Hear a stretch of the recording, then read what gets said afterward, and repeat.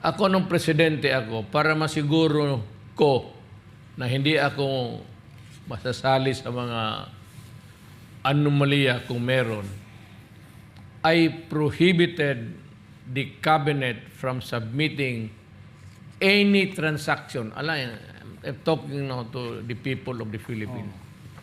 Wala akong tinatanggap sa aking na transaction about money, about land being sold, or land being bought, or mga eroplano, barko,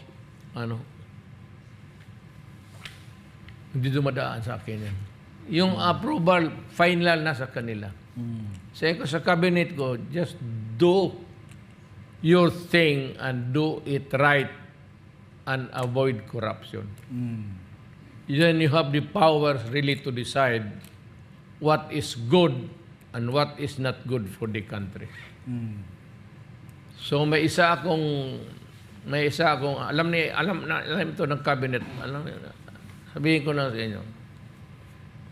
May isa akong nagalit ako, though it was not really a case of corruption, but papunta na rin doon, not really corruption, but yung contracts that would put government into a very precarious situation.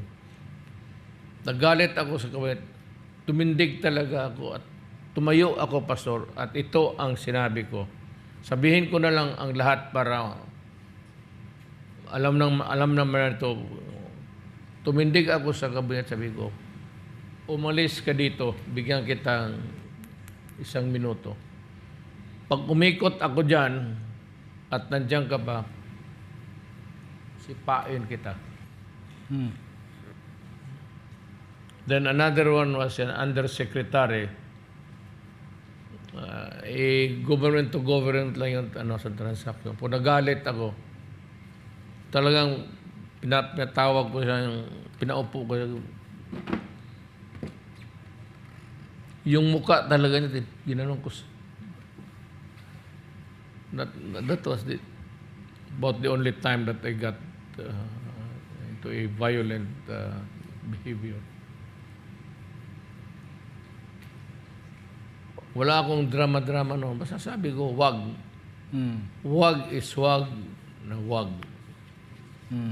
Kaya yung 90 ko, actually masabi ko sa iyo, kung yan lang yun lang ang tinatanong ng mga tao kung nagtrabaho ba ako o hindi, nagtrabaho ako ng matino.